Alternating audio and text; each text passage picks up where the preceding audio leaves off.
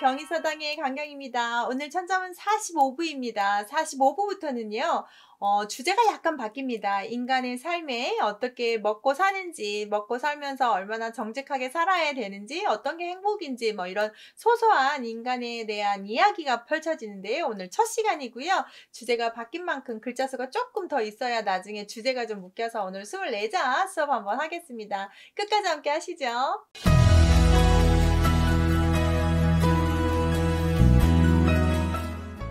첫 번째 보시면 치본 언홍으로 시작을 합니다. 치본 언홍. 천자문은 같은 자 하나도 없는 거 아시죠? 무자 가색. 그 다음에 쑥재 남무. 발이랑 무자입니다. 아예 서직. 서직이 아주 중요하고요. 세습 공신이요. 권상 출척이다라고 해서 이렇게 한번 보시겠습니다. 하나씩 한자 보시고 해석도 한번 볼게요. 첫 번째 보시면 치본 언홍인데요. 이제 인간의 삶을 시작합니다. 다스릴치 근본본 어조사어 농사농이라고 그래서 다스림은 어디에서부터? 농사에서 근본을 한다.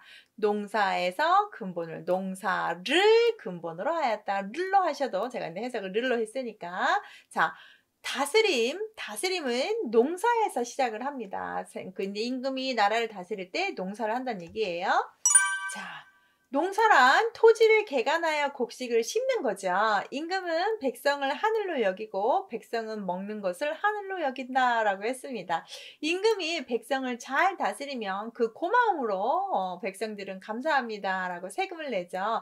백성은 먹는 것이 최고이기 때문에 이렇게 기본적인 사상을 이렇게 갖고 있대요. 그래서 농사 짓고 사는 사회이니까 지금도 솔직히 우리 먹고 사는 거 해결을 안 하게 되면 무엇이 필요하겠습니까? 먹고 사는 게 해결한 위에 또 다른 자아실현이 있고 베풀미 있고 막 이렇게 되는 것처럼 임금이 백성을 최고로 하늘로 여겨야 되고 백성은 먹을 것을 하늘로 여겨서 잘 조화를 이루면서 그래서 농경사회의 기본을 얘기를 하고요.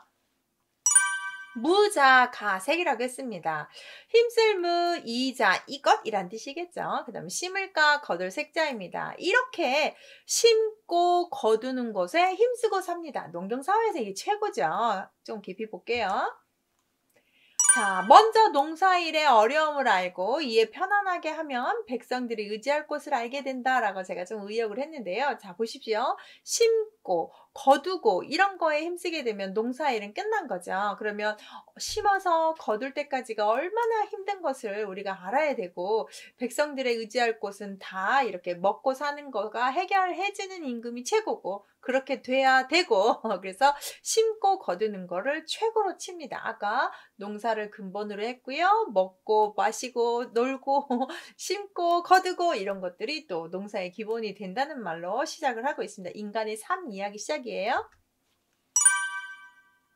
숙제 남무라고 했습니다. 비로소 이제 일을 해야 됩니다. 일제인데요. 머리에 이렇게 이고 간다는데 여기서는 일하다라고 좀 보시면 좋겠습니다. 정말 머리에 이고 이제 짐 이고 일 가는 거예요. 남쪽 밭이랑으로 갑니다. 비로소 남쪽에서 일을 하고 숙제라고 하는 것은 어떤 일을 시작하다라는 수거로 씁니다. 비로소 비로소 시작하다 일하다 남쪽 고랑 일항에서 두둑에서 남쪽 밭에 가서 일을 시작하여 밭을 갈고 시기에 맞게 씨앗을 파종한다. 아까 거두고 심고 한다고 했잖아요.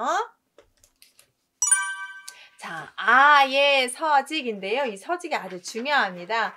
우리는 심다. 뭘 심었어요? 기장과 매기장을 심었다. 그래서 여기 찰기장인데요. 원래 기장 서로 아시지만 좀 찰기가 있는 기장, 매기장은 좀 매벼처럼 찰기가 없는 기장입니다.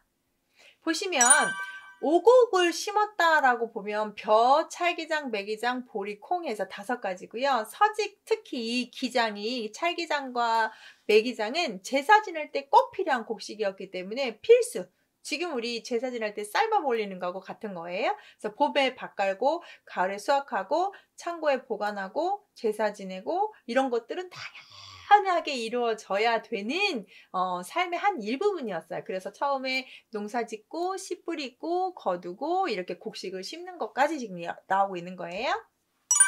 자, 이렇게 하고 난 다음에 어떻게 해? 세금 바쳐야죠? 세금, 세, 이글쑥, 바칠공, 세신입니다. 자, 익은 곡식으로 세금 내고, 새로운 곡식으로 세금 내고, 바칠공인데요. 잘 보시면, 자, 세수기라고 하면 익은 곡식으로 세금을 내고, 다 여물어서 1년 동안 기다려야 되는 거예요. 1년 동안 기다려야 돼? 이걸 할 수 있죠. 벼가 익어야, 감이 익어야, 뭐가 익어야 되죠. 그래서 익으면 그것을 따다가 내고요. 공신이라고 해서 새로 나온 산물, 특산물을 바친다고 생각하면 됩니다. 그래서 농경사회에서 지금 농사 시작해서 이제 수확해서 제사도 지내고 세금도 바친다는 얘기까지 나오는 거죠.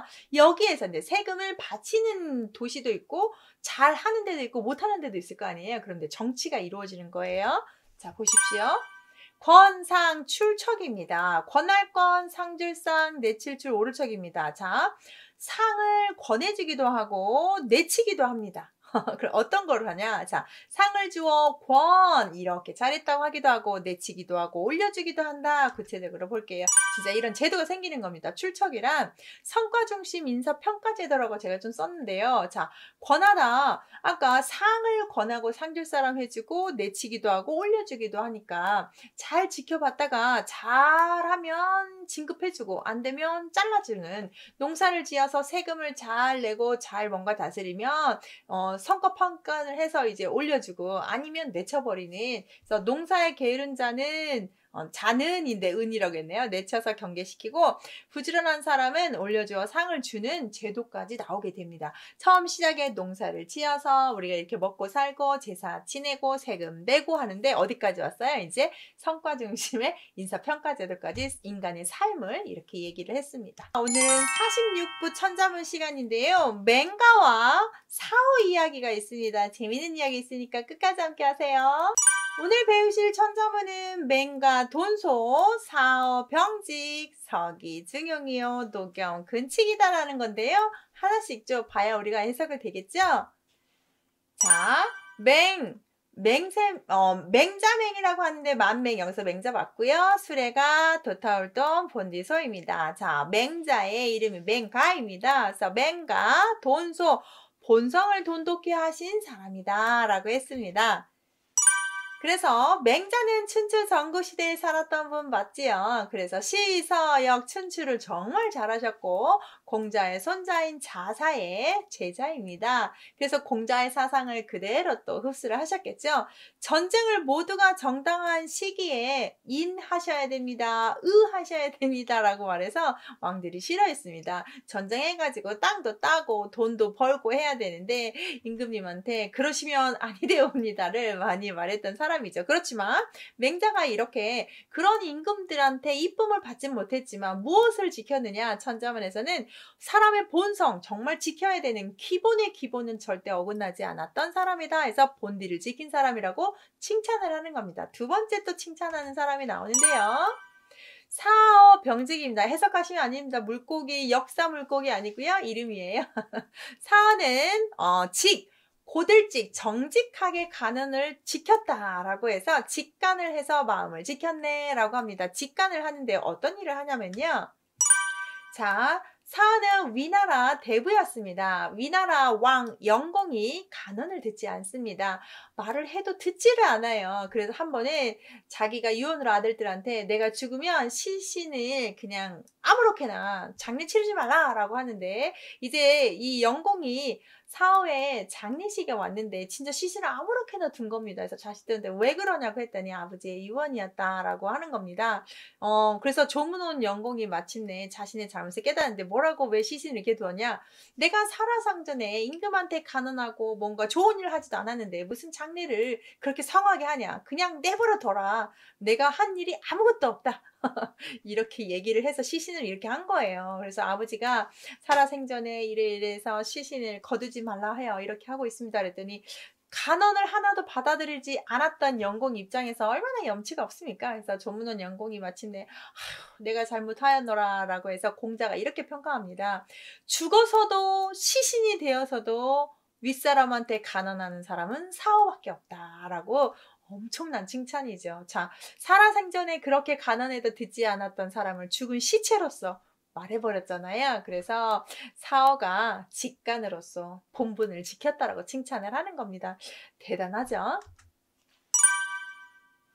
서기 중용이오라고 했습니다. 중용책 정말 어려운데요. 우리가 중과 용을 떳떳하게 가운데를 지키는 치우침 없는 그런 마음이거든요. 그래서 거의 가깝게 중용이 되려면 이 어려운 중간 모든 사람이 다 좋다는 그 중용을 지키게 하려면 자 볼게요.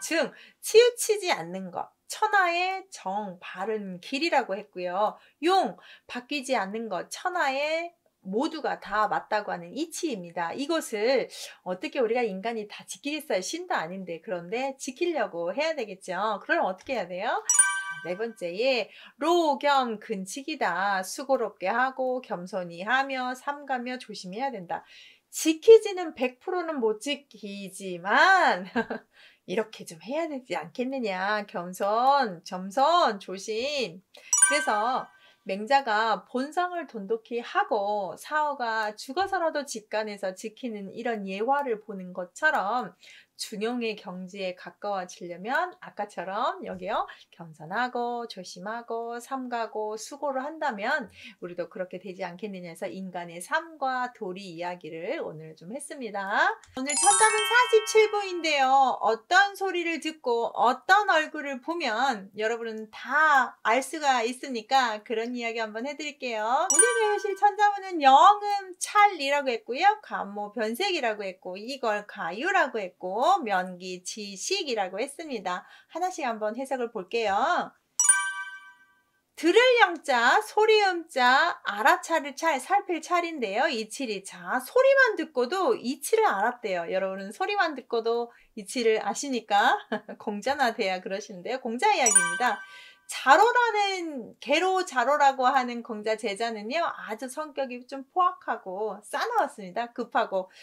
그 자로가 공자 집에서 비바 연주를 합니다. 연주가 북쪽 지방의 살벌한 곡조가 좀 느껴집니다. 그래서 자로의 기질을 굳세고 용맹하여 쟤는 중화를 못 지키겠다 부족하겠다라고 그 음악만 듣고도 알아버립니다. 공자는. 그래서 공자는 음악을 듣고서도 사리를 다 아셨던 분입니다. 그래서 소리만 듣고도 이치를 알 수 있다라고 했는데 제가 봤던 책 중에요. 우리 목소리에서도 그 사람의 성향, 성격 그런 걸 알 수 있고요. 진짜 범죄자들의 목소리가 그렇게 예쁘고 좋지는 않다고 하네요. 사기치는 사람들의 목소리가 상당히 좋아 보이지만 또 그런 목소리조차도 사람을 현혹하는 말이지 사람을 아주 끌어들이는 말이 아니라는 거. 그래서 소리만 듣고도 이치를 알았다.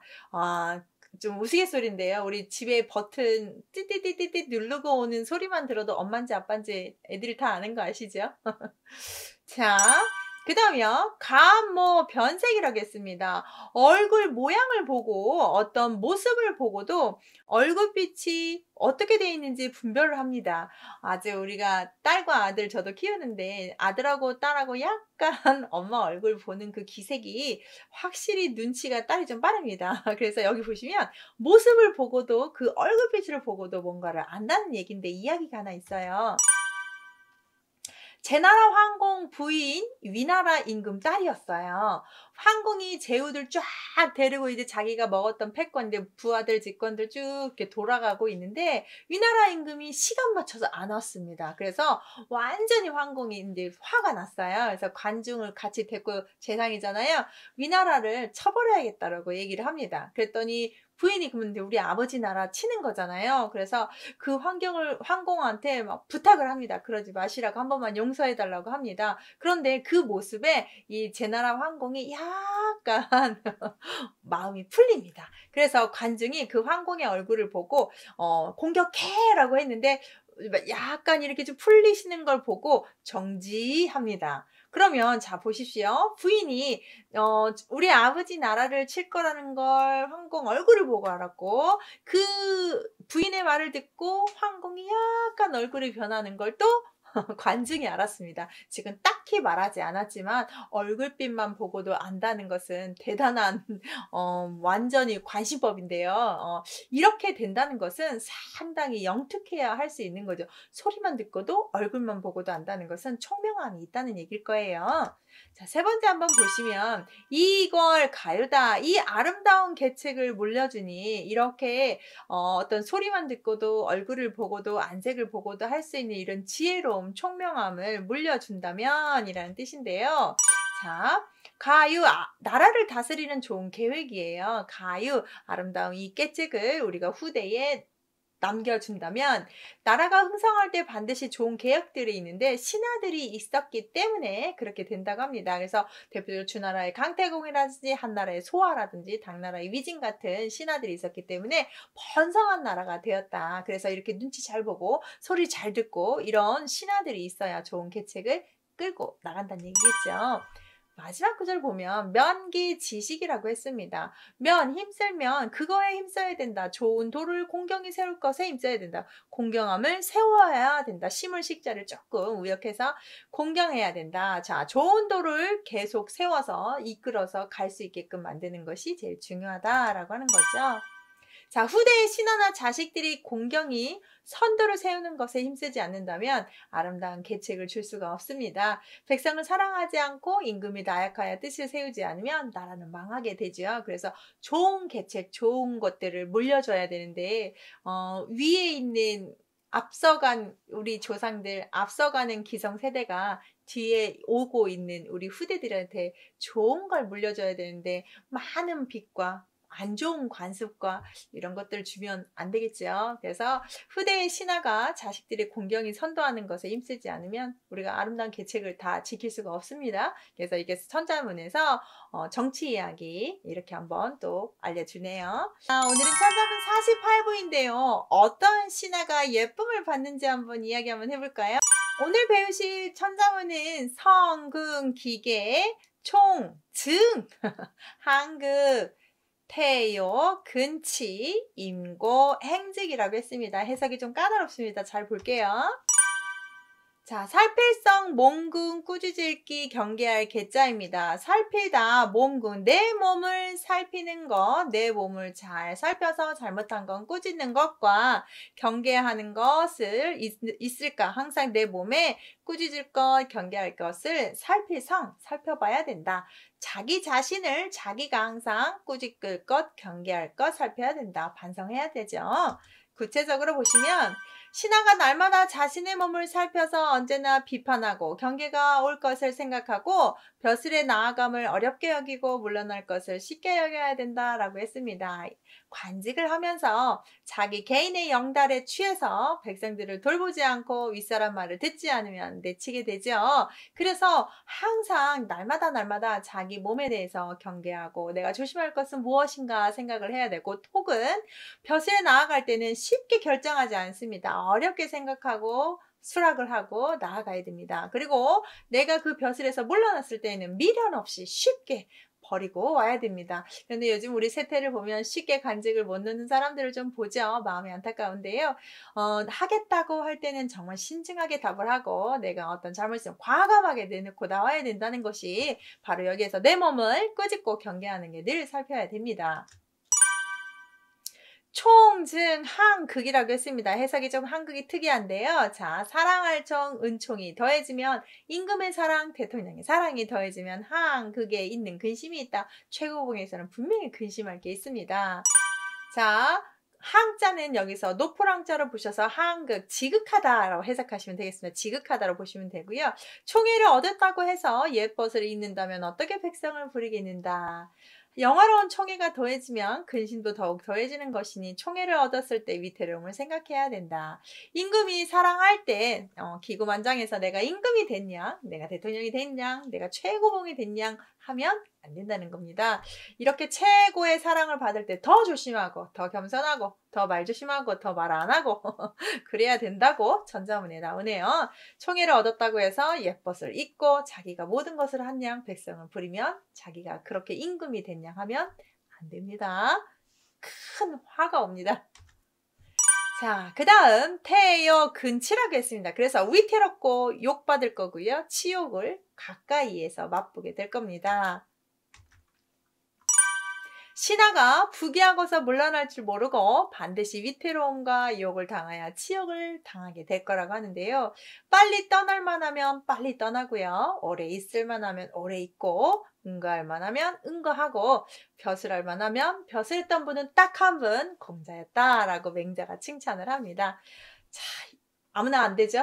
우리 공자님이라 되니까 하죠. 사람이요. 신하도 사람이잖아요. 부귀하게 되고 내가 부자와 귀하게 되면 절대 놓고 싶지 않습니다. 영원히 그걸 짓고 싶어서 우리의 독재자들을 보면 다 그렇죠. 권력을 잡으면 잡기 전하고 잡고 나서 완전히 달라집니다. 저는 권력을 안 잡아와서 모르겠는데요. 책으로 보면 그렇습니다. 그래서 신하가 부귀하고 나서 물러날 줄 모르면 반드시 욕됨이 옵니다. 망해요. 그래서 빨리 떠날 만하면 떠나야 되고요. 있을 만하면 있고 응가할 만하면 좀 도망가고 벼슬할 만하면 기꺼이 가서 도와줄 수 있는 사리분별력이 있는 신하가 최고의 신하라고 오늘의 주제가 되겠습니다. 그래서 임고 행직이다. 산천으로 돌아가야 된다. 이제 임기 끝나면 어디로 가야 돼요? 자연으로 돌아가야 되죠. 그래서 인고는 산수라고 보시면 되겠고요. 그칠 줄 알고 만족할 줄 알고 뜻을 지니고 있으면 산천으로 나아가 자신의 천명을 온전히 할 수 있게 되고요. 그렇지 못하면 소인들에게 무고를 당해서 죽게 되겠지요. 얼른 아니다 싶으면 버리고 산천으로 가야 된다고 하네요. 우리는 어디로 가야 될까요? 신하가 나아가야 될 때, 물러나야 될 때를 확실하게 알고 정치한다면 정말 존경받는 신하가 되겠죠. 오늘 그런 이야기가 오늘 천자문에 있었습니다. 오늘은 천자문 49부입니다. 주제가 좀 바뀌어서 인간의 도리, 사람이 해야 되는 어떤 기본적인 수양, 전 시간에 48부에서는 욕심 부리지 말라, 뭐 이런 뜻의 많은 이야기가 나왔는데요. 오늘은 양소, 견기, 해조, 수핍이라고 그래가지고 어떤 소씨들에 대한 이야기가 나오거든요. 재미있는 이야기 있습니다. 오늘 배우실 것은 양소, 견기, 해조, 수핍, 사거, 한거, 한처, 침묵, 정료, 요라고 읽기도 하는 한자입니다. 한번 하나씩 해석해보죠.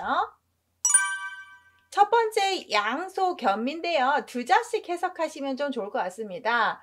두 소씨가 있었다. 볼견, 기계기자에 기미, 낌새기라는 뜻이 있습니다. 낌새를 보았다, 알았다. 자, 두 소씨가 기미를 보았으니, 기미를 알았으니, 그러면 두 소씨를 좀 알아야 되겠죠? 자, 보시면 한나라 선제 때 소광이라는 사람과 소수라는 사람인데요. 소광은 아주 큰 스승, 임금의 선제의 큰 스승 노릇을 했고 그 조카인 소수도 작은 스승 노릇에서 상당히 신임을 받습니다. 신임을 받으면 이렇게 관직을 받으면 명예를 얻고 재산이 많아지겠죠. 그래서 5년 정도 이렇게 후하게 대접을 받고 일을 하는데 소광과 소수가 이렇게 잘 나가고 이렇게 부유하게 부귀영화를 누리게 되면 언젠가는 내가 화를 입을 수 있다. 이렇게 유명할 때 적절히 내가 누렸을 때 그만해야겠다라고 생각을 하면서 관직을 내려놓습니다. 당연히 선제는 안 된다고 하겠지만 기어코 다 내려놓고 자기가 가진 재산들 친구들 또 부러워한 사람들한테 다 나눠주고 자연으로 돌아옵니다. 관직이 성대하고 명예가 높아져서 소관과 소수가 훗날 후회될까 염려되어 관직을 하사하고 고향으로 돌아왔는데요. 고향 사람들이 어떻게 대접을 했을까요? 그럼요. 엄청난 박수와 환호를 했겠죠. 소강과 소수라는 사람을 그렇게 크게 칭찬을 하게 됩니다. 두 번째 해조 수핍이다 라고 했습니다. 인근조라고 해서 옛날에는 관직이면 내가 서명할 때 쓸 수 있는 도장을 하나 줄 거 아닙니까? 그 도장에 아주 예쁘게 달려있는 끈을 인끈입니다. 인끈을 풀었다는 말 자체는 관직을 그만했다는 얘기예요. 누구수 핍박할 핍, 인끈 풀고 물러난 사람을 누가 뭐라고 하겠느냐, 스스로 놓았는데. 자, 조금 더 깊이 보겠습니다. 그래서 이런 사람들 방금 우리가 배웠던 소강과 소수라는 사람처럼 관직을 놔두고 오는 사람이 누구였느냐. 도연명도 관직을 관두고 고향에 돌아와서 귀거래사 같은 시, 글 이런 걸 많이 쓰죠. 한낱 선비, 마을 선비한테 내가 다섯 돼 오두숭, 오두미라고 해서 그 5대의 그 선물 받을 수 있는 쌀 때문에 그렇게 굴욕적으로 관직을 하고 싶지 않다라면서 도연명은 과감하게 고향으로 내려오는데요. 이렇게 관직을 자기 스스로 부경화를 놓고 자연으로 돌아오는 사람 이야기를 오늘 하고 있는데요. 세 번째, 그래서 삭거입니다. 여기서 원래 쓸쓸할 삭자죠. 삭거 한처입니다. 음이 두 개예요. 찾을 색도 되고 동아줄 삭도 되고 쓸쓸할 삭도 되고 한가할 삭자인데 여기서는 쓸쓸하다 한가하다를 해석을 했습니다. 한가하게 사다, 한가하게 거처하다. 거처에 앞에 한가하다라는 수식어만 집어넣은 겁니다. 한가롭게 살고 한가하게 거처한다. 자, 이제 관직을 놔두고 고향에 돌아왔으니 좀 한가로이 여유롭게 좀 살아야 되지 않겠습니까? 그래서 벼슬을 사직하고 고향으로 돌아온 사람들의 일상적인 모습을 삭거한처라고 합니다. 삭거한처. 마지막. 자, 그러면 침묵 종료라라고 했습니다. 그렇게 한적하게 살면 뭐가 좋을까요? 침묵을 지키며 고요하게 지내야 합니다. 이제 내가 관직 생활에서 잘 나갔던 이야기 자랑하면 안 돼요. 그리고 잘난 체 하면 안 됩니다. 내가 왕년에 했는데 당신 틀렸어. 아유, 내가 해봤는데 그거 아니야. 라면서 하시면 안 되는 거예요. 하나씩 볼게요. 자, 침묵이라는 말을 좀 구체적으로 해석하면 잠길친 고열, 남과 더불어서 언쟁, 말하면서 토의하고 오르고 내리고 이렇게 막 네 말이 옳아 내 말이 옳아 하는 거 안 해야 되고요. 정료라고 해서 고요할 적 고요할 요자입니다. 남과 더불어 쫓아다니거나 찾아다니지 않는 겁니다. 좀 조용히 지낸다는 거죠. 평상적인 말도 조심해야 되고 함부로하지 말고 조급하게 하지 말아야 내가 고향으로 돌아온 게 성공을 하는 거죠. 오늘은 그 한적하게 살고 있는 삶을 얘기하는데 어떻게 한적하게 살았냐? 부귀영화까지도 내려놓고 온 두 소싱, 소강과 소수의 이야기로 우리가 자연으로 돌아가서 어느 정도 퇴직을 하게 되면 그렇게 하는 삶은 어떻게 살아야 되는 것인가 라고 천자문의 얘기가 돼 있는 것 같습니다. 오늘 천자문 50부 할 건데요. 자, 앞에 있는 49부에서 관직을 다 버리고 왔습니다. 이제 은퇴하는 삶을 그럼 어떻게 살면 멋진 삶인지를 오늘 50부에서 얘기할 겁니다. 오늘 배우실 것은 구고신론, 살려소요, 흔주루, 견, 척사, 환초다라고 했습니다. 천자문은 낮자 하나하나 한자가 다 다르지만 연결해서 이야기가 있습니다. 그 이야기까지 아시는 게 진짜입니다. 구체적으로 알려드릴게요. 구할구 옛고 찾으심 논할론입니다. 그럼 보십시오. 구고니까 옛것을 구하다. 찾으심 논할론 논할 것을 찾고 있다. 자, 은퇴해서 고향에 돌아와서 거주를 하면서 옛사람들의 출처를 찾고 학문의 논란을 찾으면서 공부를 합니다. 고인의 도를 찾아서 그 논리를 찾아 연구하면 몸은 비록 물러나 쉬고 있지만 거의 크게 세상의 교육에 도움을 줄 수 있는 일을 하고 있습니다. 그래서 정약용 같이 유배를 가서도 펜을 놓지 않고 열심히 글을 쓰잖아요. 중국의 사마천이 사기를 쓰는 그런 궁형을 받고도 내가 열심히 역사를 기록하여 남겨 우리 후대에 좋은 자료가 되지 않습니까? 내가 높은 관직을 관두고 왔지만 한낮 잠자고 TV 보고 이렇게 늙는 것이 아니라 옛날 사람들이 중요시하는 도를 찾아서 더 좋은 논리를 찾고 연구하고 기록하고 공부하고 독서하고 교육에 도움이 될 만한 일을 하는 것이 진짜 현인이다 라고 표현하는 겁니다.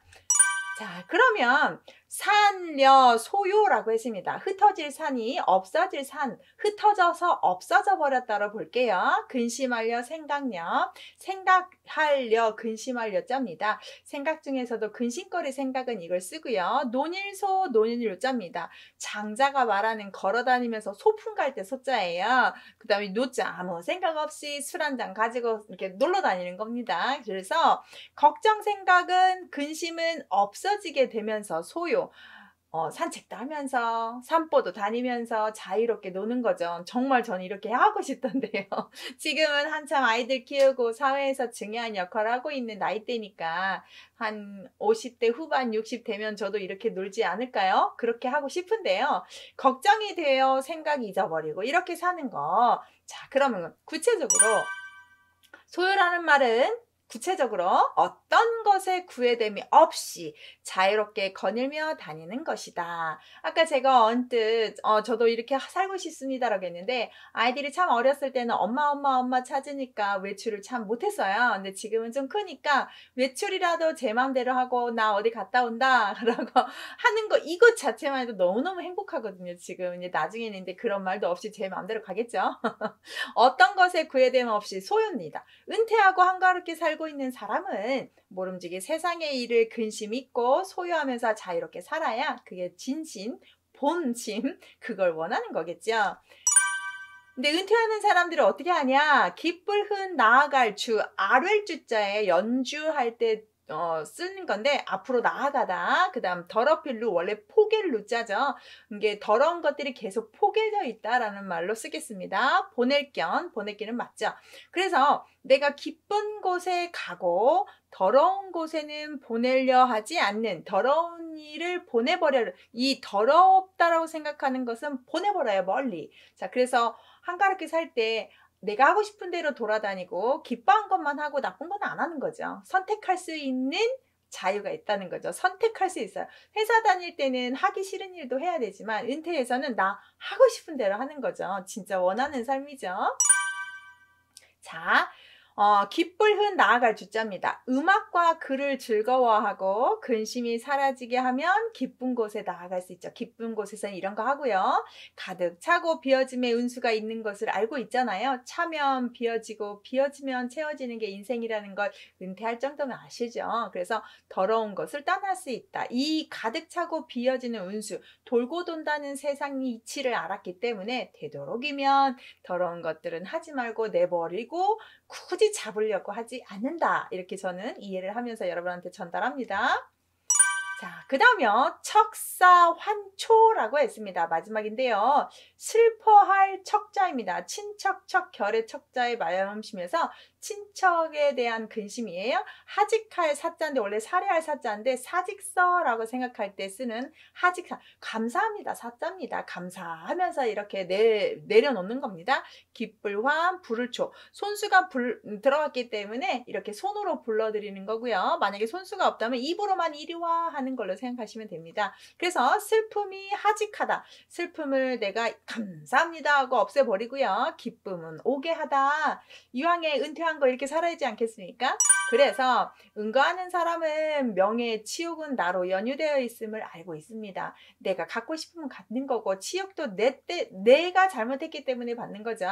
어떤 것에도 구애되지 않는 삶을 살면 슬픔이 사라지고 기쁨이 오게 된다는 걸 아는 사람입니다. 그래서 어떤 것도 구애되지 않는 소유된 삶을 살면 기쁨도 내가 부르고 슬픔은 내가 없앨 수 있습니다. 그래서 한가롭게 살면서 구설수에 오르지 않고 이렇게 편안하게 살기를 원하는 걸 천자문 글에 오늘은 은퇴하는 삶을 어떻게 살 것인가 이런 글귀가 나왔습니다. 오늘 천자문 51부입니다. 오늘 배우시는 것은 은퇴해서 사는데 이제 집에 예쁜 꽃도 있고 나무도 있습니다. 그런 걸 가꾸면서 어떻게 또 한가롭게 사는지 한번 보여드리겠습니다.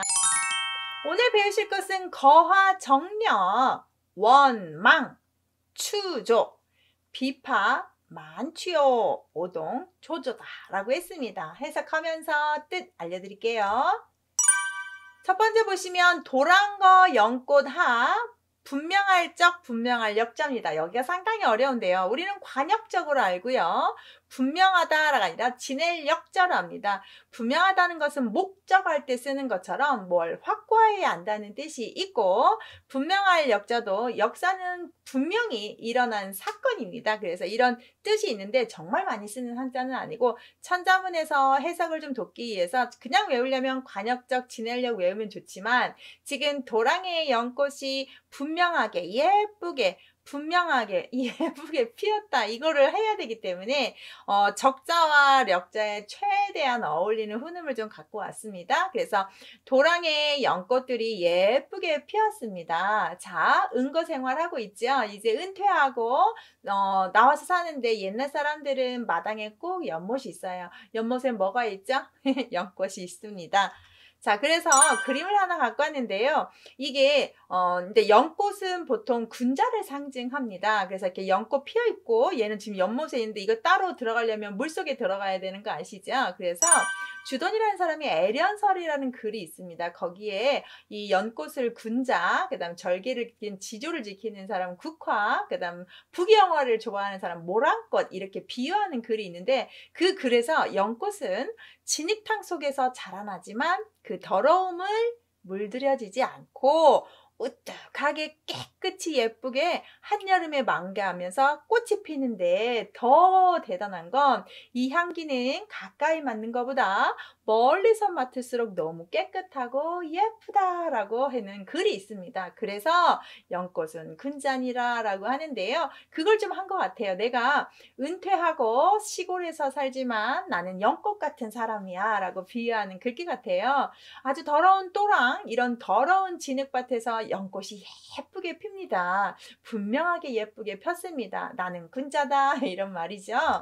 두 번째 보시면 원망추조라고 합니다. 이제 동산에 풀이 있고요. 가지들이 뺄추 쪽쏙쏙쏙쏙 잘 자라고 있습니다. 이제 은퇴해서 정원을 좀 가꾸나 봐요. 보시면 원자는요 울타리를 친 동산을 뜻합니다. 그럼 울타리가 없으면 유자 여기다 있을유 써가지고 동산유를 씁니다. 전원 생활하면서 집 정원에 꽃도 심고 풀도 메고 나무도 심고 그래서 연꽃 만들어서 연꽃을 기르는 것을 이렇게 유유자적하게 살고 있는 삶을 좀 그린 거죠. 저희 친정아버지는 근데 제가 아버지 얘기를 좀 자주 하죠. 친정아버지는 이렇게 농사를 지으시는데 나무를 많이 키우고 싶어 하세요. 그래서 무슨 나무를 이렇게 키우고 싶어 하니까 감나무를 많이 심고 감이 주렁주렁 열리는 걸 보고 싶다고 하시는 게 지금도 많이 있는데도 그런 것들을 좀 하고 싶다고 얘기를 하셔서 와, 아버지가 그렇게 좋아하시는 게 그거였구나 새롭게 알았거든요. 전원 생활하면서 이렇게 나무 심고 꽃 기르는 거 상당히 어르신들이 좋아하시더라고요. 개인적으로 저는 꽃을 많이 일부러 기르는 건 아니지만 집에서 좀 키우긴 하지만 그렇게까지 생각을 안 했거든요. 근데 이렇게 좀 나이가 들면서 은퇴하면서 큰 땅을 갖고 내 집을 갖고 정원을 있으면 전원 생활하면서 이렇게 했다라는 걸 글귀에서 보실 수 있어요. 비파나무와 비파나무 비파예요. 늦을만 풀을 취자인데요. 악기를 만드는 나무입니다. 이 비파나무는 늦게까지 푸르름을 가지고 있습니다. 푸릇푸릇한 소나무처럼. 자, 비유법인데요. 비파나무는 추운 겨울이 되어도 푸른색을 띱니다. 그래서 만년에 이르러서도 지조와 절개를 지키는 그런 나무같이 모두가 다 쇠락하고 떨어지고 갈색빛이고 아무것도 없음에도 불구하고 혼자 남아있는 선비처럼 지저와 절개를 바꾸지 않는 사람, 소나무 송하고 비슷하게 보시면 되겠어요? 아까 앞에서 군자는 연꽃으로 봤고요. 이제 부파나무로 그렇게 비유를 또 합니다. 또 하나 보시면 오동나무를 보는데요. 오동나무와 오동나무동 이를조 시들조입니다. 오동나무 잎이 제일 빨리 시들져 가을이 오면 일찍 떨어진다. 이걸 보고 무엇을 느꼈냐면 자, 보십시오. 오동나무는 가을이 되면 가장 먼저 떨어지는데 세월을 느낍니다. 야, 오동나무 잎 떨어지는 건 벌써 가을이야. 이렇게 우리 가수 노래에도 오동잎 한 잎도 있잖아요. 세월이 빠른다는 뜻을 갖고 있습니다. 그래서 오동나무를 보고 이렇게 내가 살 날도 얼마 남지 않았구나를 보고 비파나무를 보고 그래도 내 뜻을 굽히지 않으리 이렇게 생각하면서 은거생활을 하는 모습을 이렇게 천자문한테 멋지게 비유를 해놨습니다. 진짜 멋지죠? 천자문 52부이고요. 오늘 윤태한 삶에 대해서 계속 지금 보고 있습니다. 자연으로 돌아간 은자의 삶을 보고 있는데요. 오늘도 어김없이 그분이 그런 사람이 있다면 관직을 관두고 전원 생활을 하고 있는 그 은인, 그 현자의 마음에 대해서 오늘도 얘기할 건데요. 끝까지 함께 하시죠. 오늘 배우실 것은 진근위예요. 낙엽, 표요다, 유곤, 독운이요. 릉, 마, 강, 소다라고 했습니다. 상당히 좀 어려운 자가 많습니다. 하나하나 한자도 보시는데 뜻이 좀 있고 오늘은 장자 이야기가 좀 있습니다. 자, 진, 근, 위인데요. 원래 늘어놓을 진입니다. 근데 아주 진보하다 할 때처럼 묵었다, 썩을 진이라는 뜻이 있습니다. 뿌리근, 그 다음 원래 맡길 위자죠. 누구한테 맡기다, 계속 그 사람한테 계속 미룬다 라는 뜻 때문에 쌓이다 라는 뜻이 있어서 여기에 해석이 이게 좀 적절하고요. 덮을 예자, 가릴 예자라고 하죠. 근데 임금님 가실 때 거동하실 때 우산같이 받쳐주는 거, 그거를 그렸던 한자인데 덮을 예라는 한자입니다. 자, 묵을 찐 뿌리근입니다. 묵은 그런 풀들을 뿌리 있는 쪽에 차곡차곡 다 쌓아 놓습니다. 거름 쌓듯이. 그리고 쌓아 놓고 덮어 놓고 묵은 풀들을 쌓여서 덮이다. 자, 전 시간에 오동나무 잎이 금방 지는 걸 봤고 이제 겨울이 왔다는 뜻입니다. 그래서 자연처럼 인간의 삶도 무성하다가 시들어가는 것을 느낍니다. 풀들이 봄 기운에 소생하죠.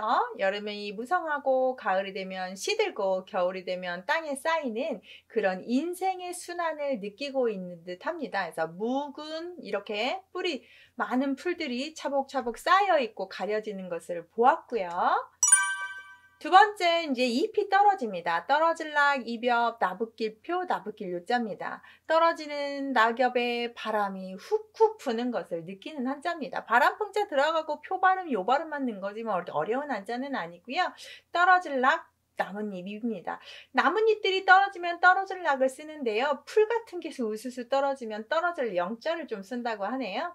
떨어지는 나뭇잎은 바람에 나부낀다. 바람 나부끼는 거 하면 느껴지는 거 있지 않나요? 좀 스산하고 이렇게 가는 것인가.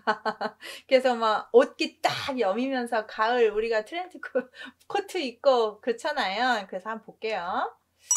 자, 인생에 영화롭고 욕된 것도 자연의 초목처럼 꽃 피우고 잎이 지는 것 같더라.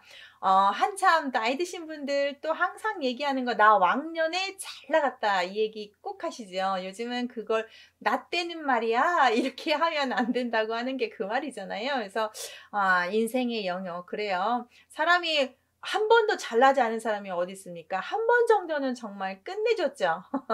저도 끝내주게 예뻤답니다.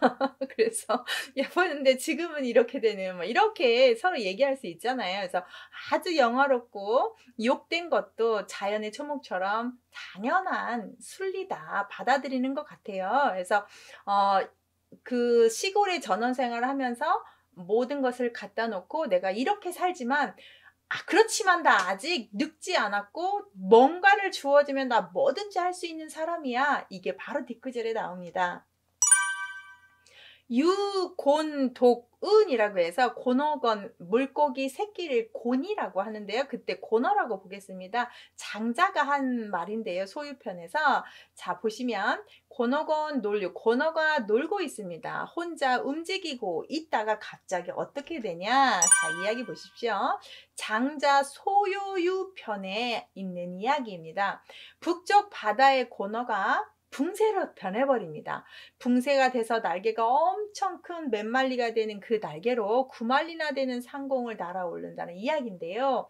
곤붕, 자, 이 물고기 새끼가 하늘에 올라가서 바람을 타고 나서 이 붕어가 된다는 말, 붕새가 된다는 말, 재주가 뛰어나고 지향하는 것이 엄청 큰 사람은 곤붕으로 가끔씩 나 여기에서 이렇게 있을 사람 아니야. 나 정말 때만 만나면 엄청난 사람이야 라고 얘기하는 거예요. 내가 이렇게 시골에서 있는 사람이 아니야. 바람 타고 때가 되면 내가 붕새가 돼서 하늘을 날릴 사람이지.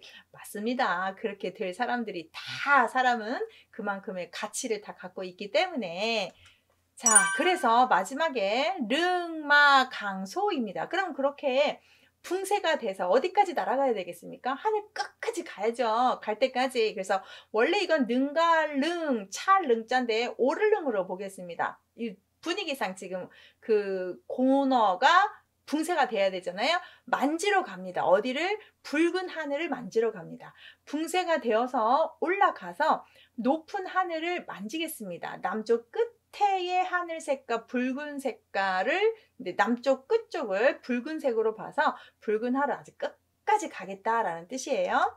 자, 조금 더 풀이하죠. 강소는 하늘 높은 곳을 생각하시면 좋겠고, 사람이 넓은 하늘에 날아오르고 응거하는 것은 각각 알맞은 때가 있을다. 마음 비우고 책 읽고 연마하고 내가 있으면 저절로나 붕세가 돼서 하늘에 올라가 하늘 만지는 날이 올 거야. 내가 이렇게 시골에 있지만 나 그런 사람 아니야. 지금 내가 고너처럼 보이지만 언젠가는 붕세된다. 이런 뜻이 있는 겁니다. 아주 포부가 대단하죠. 오늘 천잠은 53부입니다. 주제가 좀 바뀝니다. 이제 우리 선조들이 생활에서 지켜야 되는 예의들, 풍속들 이런 이야기 하는데요. 오늘 주제는 낱말은 새가 듣고 반말은 쥐가 듣는다라고 제가 좀 얘기를 했습니다. 오늘 배우신 천자문은 탐독 완시, 우목 낭상이라고 해서 이 두 구절이 다른 이야기고요. 두 번째는 이유유의 초기 원장이라고 해서 또 이 두 가지가 이야기입니다. 두 개씩 8자씩 이야기가 연결되니까 함께 보시죠. 하나씩 볼게요. 첫 번째, 즐길 탐, 읽을 똑, 볼완 저자시라고 해서 탐독 완시라는 구절이 나옵니다. 하나씩 보시면 즐깁니다. 무엇을 즐겼냐? 책 읽는 걸 즐깁니다. 글 읽기를 즐겨 하여. 자, 볼완 저자시, 시장에서 책방 서점에 가서 볼완입니다. 책을 보는데요. 중국에 있는 왕충이라는 사람 이야기입니다. 한번 깊이 보시겠습니다. 동안시대에 왕충이라는 사람이 있었는데요. 상당히 가난했습니다. 그래서 책을 보고 싶은데 책이 없어요. 일단 책이 없으니 저작거리 서점 같은데 책 파는 데 가서 돌아다니면서 책을 이게 좋은가 살 것처럼 이렇게 보는데요. 너무너무 똑똑해서 한 번 보고 외워버린다고 합니다. 그래서 집에 와서 그 외웠던 것을 써놔가지고 또 두고두고 보고 이렇게 책 읽는 것을 탐했다. 즐긴 사람이다. 그래서 나중에는 제자백과의 학설을 두루 통달하는 학자가 됩니다. 대단한 사람이죠. 두 번째 구절은 부치루 눈목 주머니낭 상자 상자입니다. 또 왕충 이야기의 연결입니다. 그래서 그 사람이 책을 보기만 하면 다 외웠다고 했잖아요. 눈목 붙일 우자입니다. 눈을 붙여놓은 것처럼 눈여겨보면 주머니나 상자에 책을 넣은 것처럼 그 사람 머리에 다 들어가 버리더라. 이렇게 해석이 됩니다. 눈여겨보면 주머니와 상자에 책을 넣어두는 것과 같다라고 해석을 하는데요. 좀 깊이 볼게요. 자, 왕충이 책을 주시하고 보면, 눈을 붙여놓고 보면 잊지 않아서 마치 주머니나 상자 속에 책을 넣어놓은 것 같이 칭송했습니다. 그래서 이 선연 중에서 이렇게 어려운 형편이지만 책을 열심히 읽는 왕충 이야기로서 천자문에서 우리 선인들의 또 생활 모습을 보여주고 있는데요. 두 번째는 오늘 제가 주제로 삼은 겁니다. 이유유외라고 해서 하나하나 겹치는 자 하나도 없어요. 자, 시울이 가벼울 유자입니다. 가벼울 유자가 상당히 어렵습니다. 우리가 같을 유자로 해서 앞에 개사순록변으로 한번 배웠던 한자는 있으나 수레가 아주 가볍게 잘 움직인다로 좀 보시면 좋겠죠. 쉽다, 가볍다. 그 다음 바유는 이라고 하시면 되겠습니다. 두려워할 외자입니다. 자, 보세요. 여기에 주어가 숨어져 있는데 우리가 넣어서 해석을 하셔야 됩니다. 쉽다, 가볍다인데 무엇이 말을 쉽고 가볍게 하는 것은 두려워할 것이다. 두려워해야 되는 바다 이렇게 해석하는 거죠. 서당식으로 하면 하는 바, 이건 현대식으로 하면 두려워할 것 이렇게 해석하시면 됩니다. 말이라는 거 쉽고 가볍게 한다면 두려워해야 된다. 말처럼 무겁게 해야 되는 게 없죠. 그래서 말을 쉽고 가볍게 함을 조심히 해야 되는데 깊이 뜻 한번 볼게요. 자, 군자가 두려워해야 할 것은 말조심이다. 말을 경솔하게 하는 것은 책임이 없기 때문이다. 말을 못해서 말을 안 하는 게 아니죠. 말을 하면 우리가 행동으로 옮겨야 됩니다. 그래서 말을 쉽게 내뱉지 않는 것이 진짜 군자죠. 말 얼마나 쉽습니까? 내가 너 뭐 사준다, 뭐 하겠다, 내가 1등 하겠다, 뭐 부자 되겠다. 말이 쉽죠. 말은 쉽지만 군자라면 그 말의 무게를 알기 때문에 조심스럽게 하는 것이다 라고 군자의 성품을 우리가 배우고 있습니다. 붙을 속 귀 담원 담장입니다. 이 담이라는 것 우리가 담원 담장 담에다가 귀가 자 담장에 붙어 있다는 얘기는 지금 담장에 귀 대고 뭐 하고 있는 거야? 엿듣고 있는 거죠. 귀가 담장에 붙어 있는 것 같이 생각하고 살아라 라는 뜻인데요. 잘 보십시오. 자, 군자는 사람들이 보지 않는 곳에서도 조심해야 된다고 했습니다. 듣지 않는 곳에 두려워해야 되고 소홀해서도 안 된다고 했죠. 홀로 있을 때를 조심해야 된다고 중용책에도 아주 정확하게 나오는데요. 제가 오늘 제목에 낱말은 새가 듣고 반말은 쥐가 듣는다고 했습니다. 말이라는 것 어디서 어떻게 엿드는지 모릅니다. 그래서 말은 내뱉으면 쥐어 담을 수 없기 때문에 말을 조심해야 되고, 우리가 이렇게 지금 말을 하고 있지만 누가 담장밭에서 이렇게 귀를 대고 듣고 있을 수 있으니 말을 조심해라, 이런 선현들의 격언을 오늘 천자문에서 배웠습니다. 책을 좋아하는 왕충 이야기와 말 조심하라는 이야기를 오늘 배웠네요. 오늘 54분인데요. 평상시보다 한자가 조금 많습니다. 24자를 한번 하겠습니다. 8자가 추가가 됐는데요.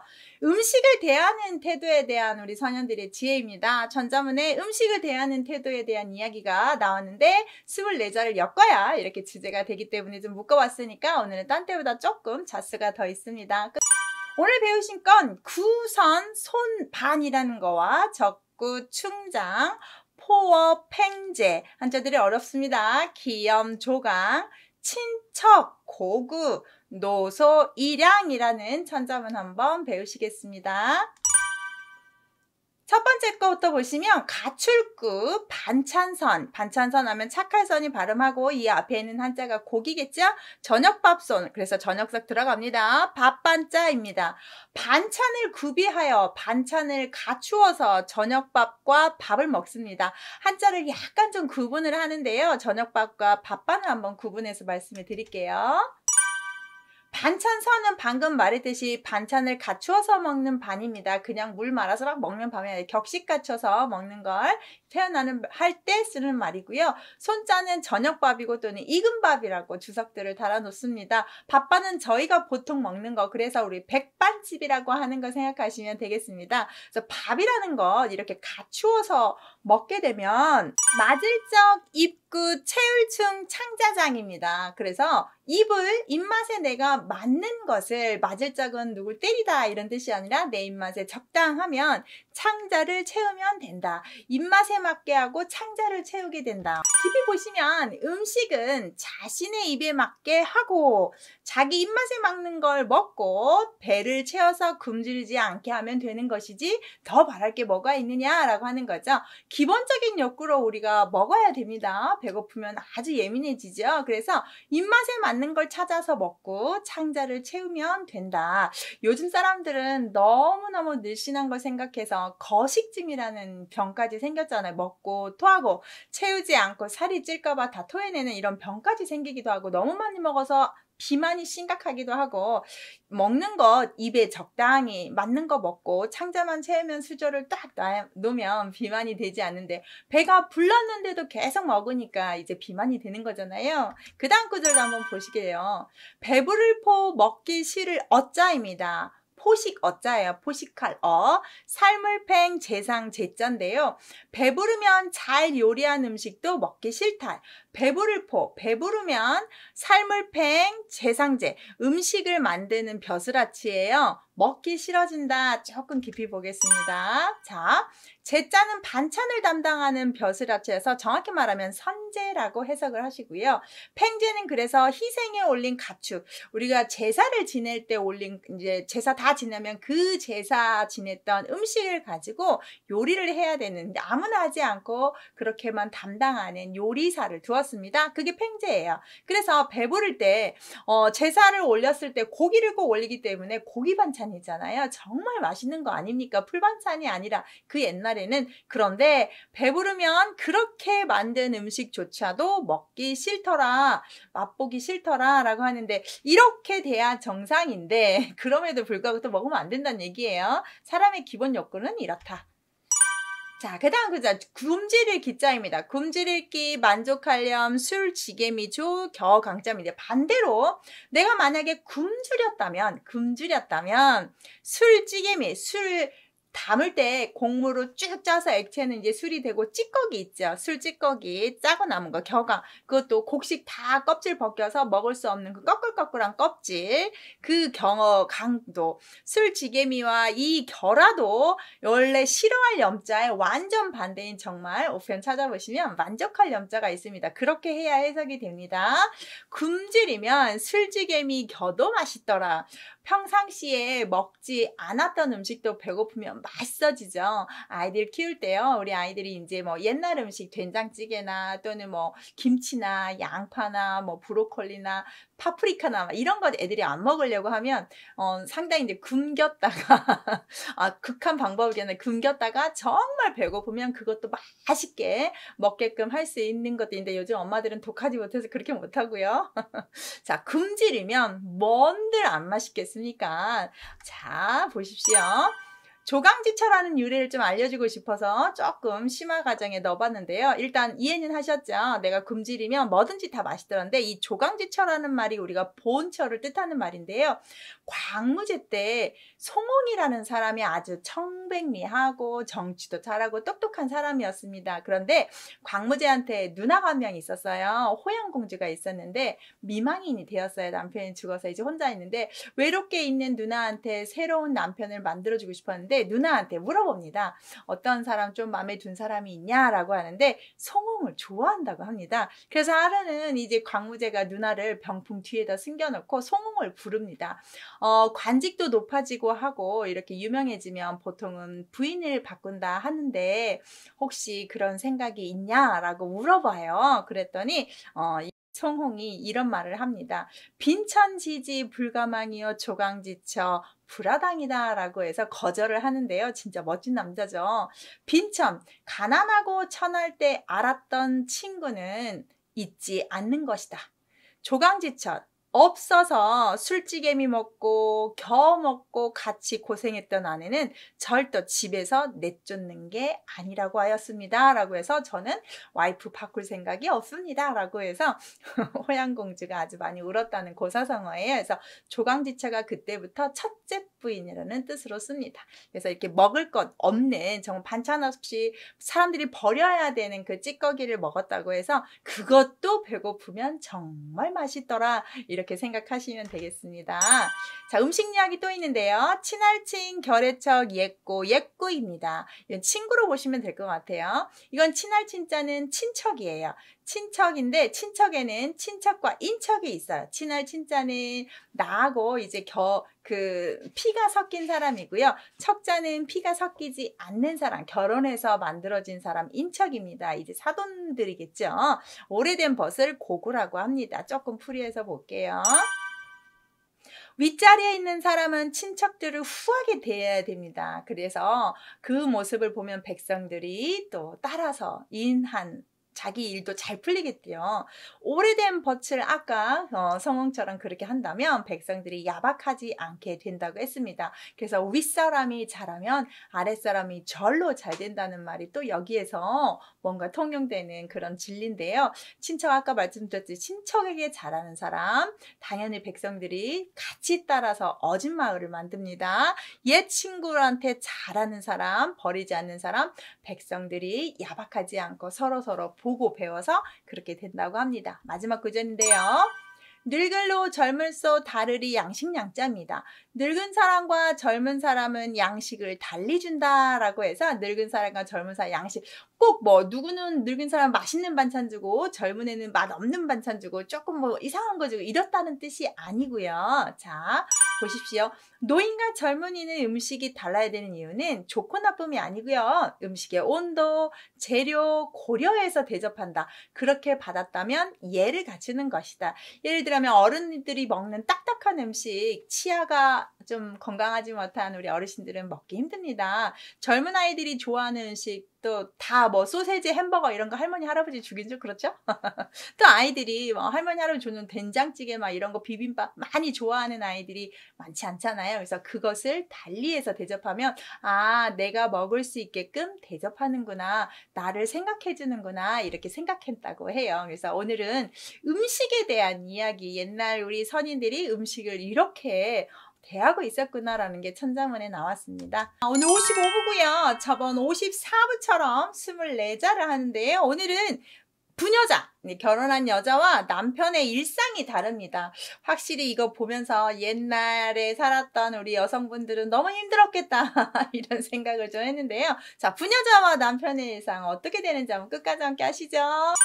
오늘 배우실 천자문은 첩어 적방입니다. 그 다음에 시건 유방이고요. 환선 원결, 은처 위황, 주면 성매, 남순 상상이다 라고 하는 겹친 자 하나도 없고요. 하나하나 낮자지만 이야기가 같이 연결이 됩니다. 첫 번째 보시면 첩첩 모시러 길쌈적 길쌈방입니다. 옛날에는 실을 만들어서 옷을 또 만들어 있기 때문에 다 여자가 해야 되는 일이에요. 진짜 할 일 많았을 것 같습니다. 첩첩 모시러 짭니다. 첩어가 모셔요. 첩어는 길쌈을 했다 그러면 첩어는 도대체 누군가? 길쌈을 실 만드는 거예요. 옛날에는 첩어라고 해서 제후 정도 계급이 되면 첩을 들 수 있는데요. 일정 기간이 되면 밤에 모시는 사람, 첩이죠. 같이 데리고 사는 여자입니다. 정실 부인은 아니에요. 특히 또 이제 여기 적방은 이렇게 여자들이 옷을 만들었다라고 표현을 합니다. 여자들의 삶이네요. 두 번째 보시면 시건 유방입니다. 또 여자들의 모습인데요. 내실이라고 해서 여기에 있는 장막류 방방입니다. 장막이 쳐져 있는 방이다라는 말은 아내가 사는 방이에요. 아내의 도리를 행한다는데 시건이 아내의 도리인데요. 해석을 보시면 시건은 모실시의 수건건인데요. 남편이 세수를 하면 옆에서 아내가 수건이랑 빗이랑 들고 있어요. 수건과 빗을 들고 있어서 이렇게 물 닦으라고 줍니다. 그래서 아내가 남편을 돕기 때문에 시건은 아내라는 뜻을 갖습니다. 이 방은 내실이라고 해서 부녀자가 거처하는 방이에요. 그래서 가정 안에서 질서가 있으면 삼족이 화목하듯이 이렇게 여자가 옛날에는 여자와 부녀자의 남편의 생활 이야기가 오늘 주제니까 이렇게 옷감 만들고 남편 보필하고 내조하고 이게 여자의 일인데 이런 것들을 잘 하게 되면 삼족이 화목할 거다. 동양에서도 이렇지만 또 나중에 서양에서도 귀족들의 삶을 보면 정말 부인이나 가문을 위해서 이렇게 희생하고 첩이 있어도 그대로 놔두고 이렇게 하는 것들 많잖아요. 그래서 부녀자의 삶을 조금 한자에서도 이렇게 표현을 해놨습니다. 환선 원결인데 이제 남자입니다. 남편은 어떻게 사냐면 흰 비단 부채 들고 다니고요. 그 흰 비단으로 만든 부채 모양은 둥글고 깨끗한 하얀색입니다. 정말 좀 고풍스럽게 놀죠? 자, 그 다음에 고운 비단으로 만든 둥글고 깨끗한 부채는 신분이 높은 사람만 가지고 다닐 수 있었습니다. 이런 비단을 누가 갖고 다니겠습니까? 흰색 깨끗한 걸 부들부들한 그걸 해서 부채 붙이고 다니는 거죠. 자, 은은 촛불촉입니다. 빛날 위 빛날 황인데요. 밝은 촛불은 환하게 빛난다니까 은촉. 자, 은대에다가 촛불 지피고 책 보는 사람은 또 누구겠습니까? 그쵸, 남편이죠, 남편. 자, 빛난다는 아주 화려하다는 뜻. 자, 보십시오. 은채대를 사용하는 사람도 신분이 높은 사람을 상징하고요. 불빛이 빛난다는 조금 더 훌륭한 사람, 반짝반짝 빛난다. 그 사람이 좀 멋있다. 가문이 좀 빛나게 하는 사람이다. 이렇게 좀 보는 것 같습니다. 주면 성매입니다. 이건 누가 이렇게 할까요? 남편일까요? 아내일까요? 자, 낮에 잠잘 수 있는 사람은 남편밖에 없습니다. 저녁에 잠잔다. 낮에도 졸고 밤에도 잠을 잡니다. 만약에 여자나 일반인이 이랬으면 난리 났을 거예요. 한가롭고 여유 있는 사대부 생활 모습을 묘사했는데요. 반대로 서민들한테는 이걸 권장하죠. 쓱흑야매 들어보셨나요? 사자서학에 많이 나왔는데요. 일찍 쑥 일어날 흥자입니다. 일찍 일어나라.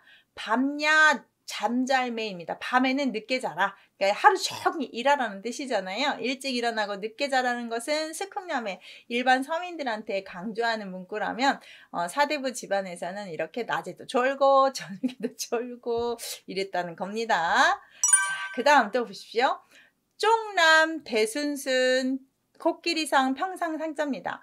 푸른 대자리 깔고 누워 있고요. 상아로 된 장식한 침상에 대자리 깔고 누워 있습니다. 누가요? 남편이요.